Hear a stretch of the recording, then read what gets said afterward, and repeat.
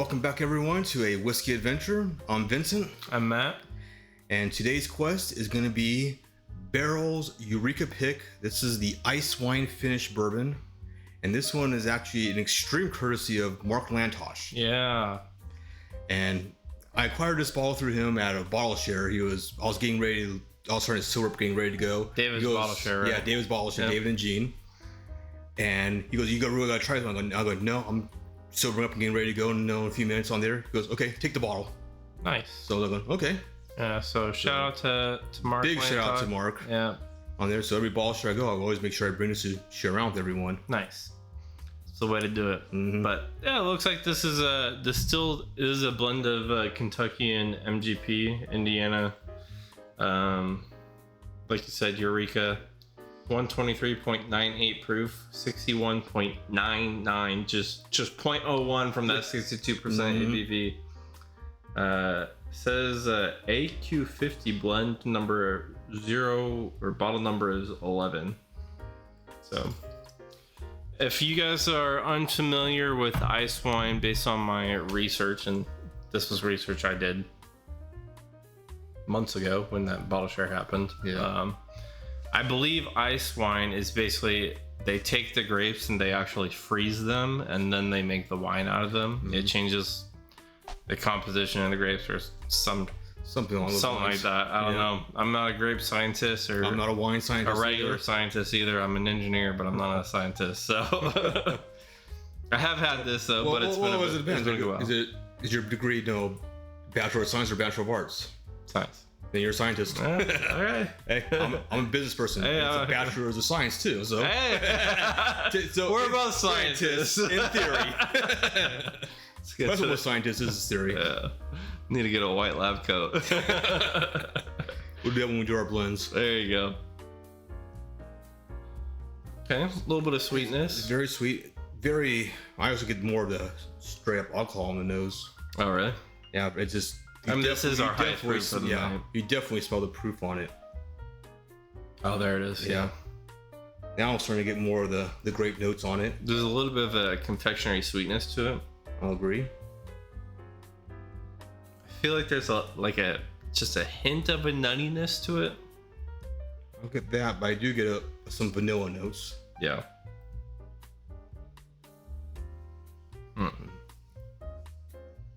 I feel like this is going to be a great candidate for water drops. More like knowing myself a barrel, it probably will be.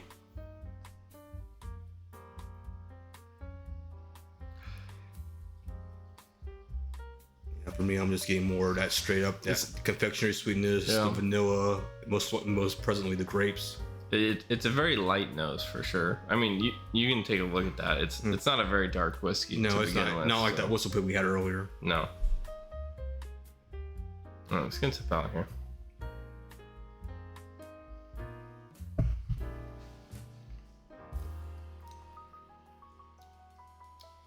Definitely tastes its proof. Yeah. It's got that sweetness on the finish. Mm-hmm. Got a lot more vanilla on the palate. It's a little bit of the grape notes, not much. It's more of like a green grape than it is. I was gonna say green, possibly maybe white. Yeah. Well, I don't know. Isn't white grape and green grape? Isn't that like? Yeah, it might be the same thing. It might be. I think it might be. I don't know. It's definitely not like purple or. I'm not a grape expert. Yeah, again, we're not grape scientists. I'm an accounting expert, not a grape expert. I will tell you actually the cool thing about grapes. So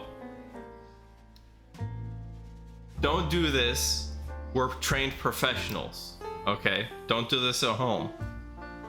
Don't do this at home.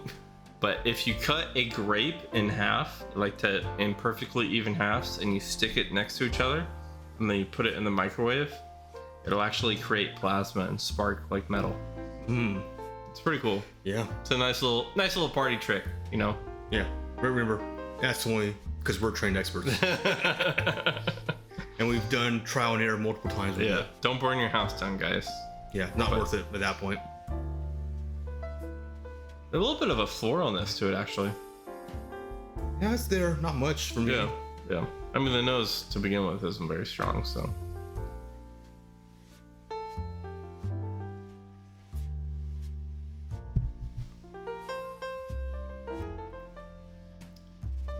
Yeah, I mean it's nice. It's nice. It's good. It's got a nice sweetness to it, you know. Very inoffensive. I feel like you'd be pretty hard pressed, no pun intended, great press. I feel like you'd be hard pressed to find someone that dislikes this though. Yeah. If they're into whiskey. With that caveat, you know. If they're not into whiskey, then probably be too high proof to begin with, honestly. Yeah, exactly. But then again, also for me, I mean, it took me a while to get accustomed to higher proof whiskeys. yeah, So, me too. I mean, I used to stick my shit in the fridge just to try and mellow out the proof. I did all my higher proofs on the rocks. Yeah, I mean that's another way to do it for sure. But that's a mar to this. I have no idea what to expect. I know same here, but I've always known with barrel bourbons, barrel whiskey, pretty much, a few drops of water does open up a lot more flavors. Well, I guess we're about to test that. There you go. We're scientists. Let's test a theory.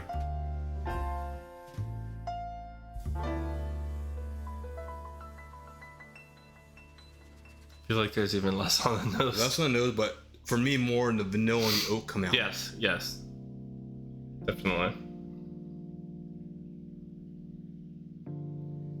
But that's kind of it. That's kind of it. I mean, the grape notes that was there, those are gone. Yeah.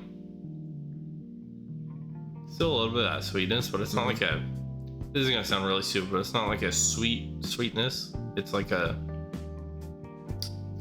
It's like if you've ever made caramel and you're like using like a wood spoon to stir it, it's like you rinsed off as much of that caramel that you could, but there's like still a little bit left over. It kind of smells like that. The lingering sweetness. Yeah, like, exactly. Nothing offensive in. No. I mean, it's.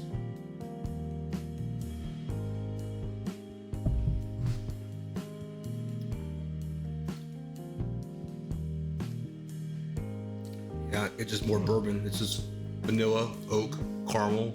Yeah. It's really well rounded, I would say. There's nothing jagged or sharp about it. Yeah, whatever the ice wine finish on there, that it's kind of gone. I still get like the sweetness from it, but there's no like distinct. I can't tell if it's that sweetness on there or if it's just good bourbon sweetness. Yeah, that's fair. You want to take it down even more? No, why not? Let's see what we got here. We're gonna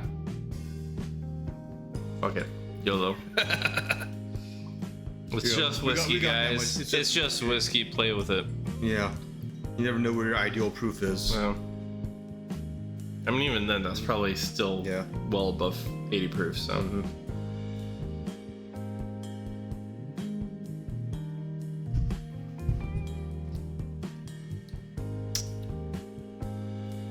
That's, I mean, yeah, it just becomes more bourbon like. Yeah, I mean, it's good bourbon. For me, it was better than that one we just had before that with that one that Jeremy gave us. Yeah, this is definitely better without water. Yeah, for extremely better without water. Yeah, as long as you're used to a higher proof. Yeah, definitely. With water, it would be a nice sipper, like a large ice cube or something like that. I think some people were putting this bottle like top 5, 10 of 2020. I think it was 2024. I don't know about that one. Yeah, it's definitely not that good. It's not that good. With the water, it's not that good. I mean, without it, yeah, it's up there. It has its own uniqueness with it, but yeah, I wouldn't recommend staying anywhere near my tops. Yeah, top 100? Maybe. There's a lot of great whiskey. There's a lot of great whiskey on there. I mean, I know I've had a lot of great ones with the bottle shares on there. I mean, especially those little oddball ones that Jeremy brings. Yeah, I mean, dude, we had the SoCal SLB bottle share last weekend, and shout out to Matty Frey 6. He probably won't see this, but last weekend, as in which weekend? Because this might be posted way after this day. The 22nd of March, I think it was. Give or take a few days. Yeah. But he brought this as a Stranahan's Snowflake 2024.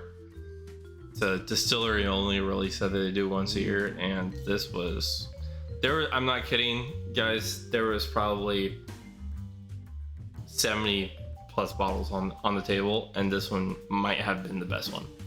It was incredible. It was one of the best whiskeys I've ever had. And I think a lot of people at that bottle share would probably say the same thing. Mm-hmm. That bottle was a fresh crack at that bottle share, and there was less than half by the end of it. Wow. Yeah.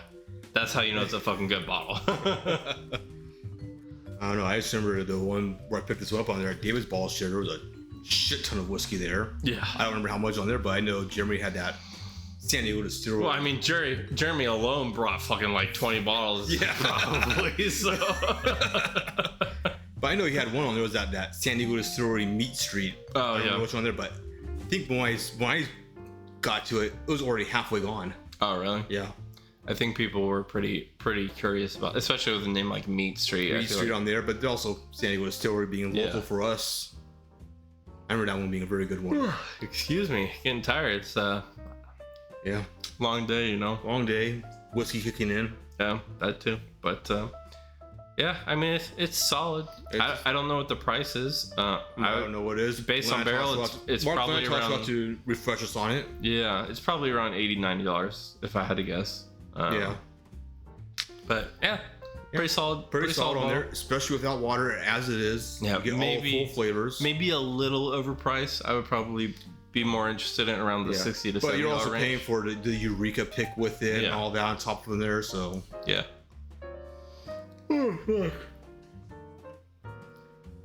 God damn. Just kind of hit me like a brick. All right. Well, that's going to be it, guys.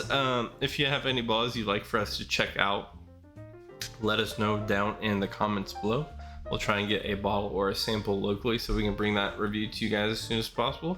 Or if you want to send us your own sample or bottle, hit us up at our email at AWhiskeyAdventureYT@gmail.com. Whiskey with an E.